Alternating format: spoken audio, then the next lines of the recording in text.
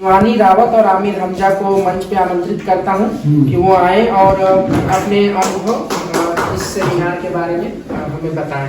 आमिर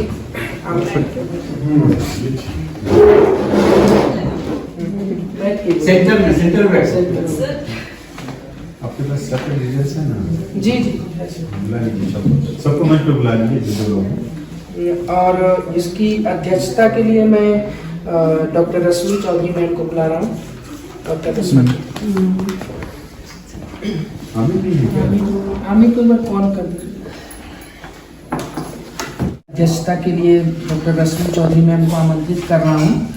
और आमिर की बात को ये आगे बढ़ाते हुए एक बात मुझे ये कहनी थी कि सचमुच में सर और मैम जितने सक्रिय हैं, हम लोग हमेशा ये सोचते हैं कि इतना कोई कैसे सक्रिय रह सकता है। मैं सर के साथ एक किताब पे काम कर रहा होता हूँ तो दूसरे लोग दूसरी किताब पे, और जितनी किताबें आज आई हैं आप लोगों ने देखा है, 3 किताबें आज लोकार्पण हुआ है। उसके अलावा भी सर की एक किताब आई है इसी साल, यह वो प्रदेश तो नहीं जो संस्मरणों की किताब है।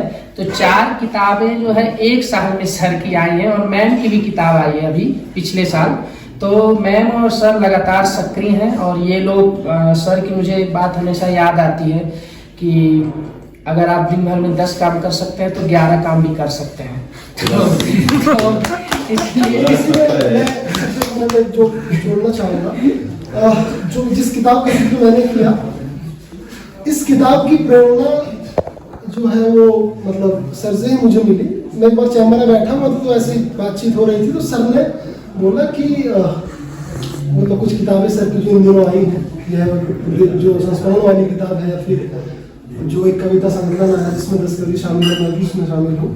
तो बातचीत हो रही थी तो सर ने बोला कि जब मैं तुम्हारी उम्र में था तो बहुत सारे काम किया करता था, है ना, और पढ़ने मतलब अपने क्लास किया रहा, और वो सर का जो दौर रहा मैं जो आज देखता हूँ तो सच है। तो वहाँ से प्रेरणा मिली, और फिर मैं सात्र की मुझे एक पंक्ति बहुत पसंद है। सात्र जो जीवनीकार है, सात्र की पंक्ति लिखी है उन्होंने। तो लिखते हैं, सात्र के बारे में कहा जाता है कि सात्र रात भर शराब पीते थे और दिन भर लिखते थे। तो सात्र से किसी ने पूछा कि क्यों लिखते हो, तो सात्र ने बोला कि ना लिखने से अच्छा है बकवास लिखना, है ना। तो वो कुछ चीजें हैं जो मतलब प्रेरणा के रूप में है। तो अब मैं बिना किसी भूमिका के और ये सिर्फ सर आप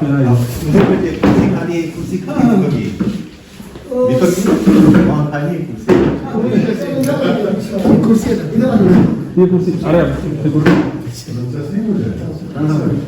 ये सिर्फ एक गोष्ठी नहीं है या लोगों को एक साथ लाने का काम नहीं है।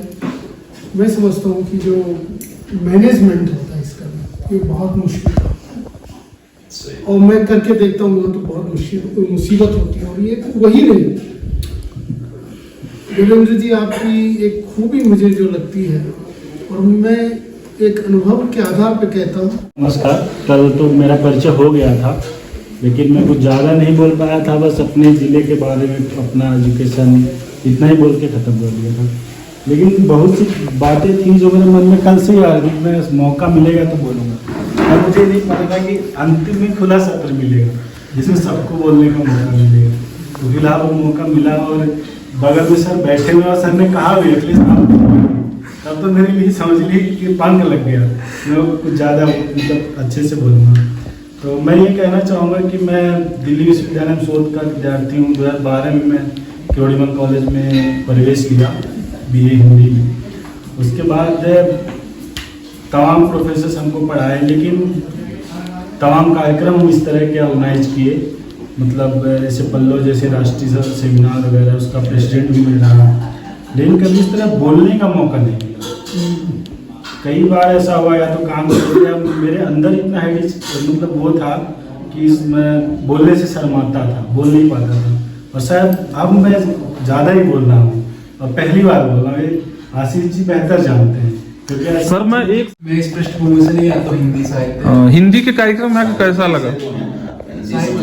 हाँ, तो वो, और मैं कुछ लाइक मैं नहीं बोल सकता यहाँ पे कुछ, क्योंकि सब जो स्तर है इंटेलेक्चुअली वो ज़्यादा है। यहाँ पे सीखने को बहुत है, जितना ज़्यादा सुनेंगे उतना ले सकते हैं, मुझे लग रहा है वो प्रायोरिटी। थे तो आप कार्यक्रम में तो थे। हाँ जी। कैसा लगा बस इतना ही था। बहुत अच्छा लगा मेरे को, मतलब ऐसा पहली बार ही मैंने अटेंड किया। बहुत बड़ा कॉम्प्लीमेंट हुआ सर। इंग्लिश के कार्यक्रम से ये हिंदी के कार्यक्रम कैसे अलग था, यही बता दो बस। ये ज़्यादा मतलब रूटेड था हमारी रियलिटीज में, और आई थिंक ऐसे और ज़्यादा होने चाहिए, और रिलीजन में है हमारा बस।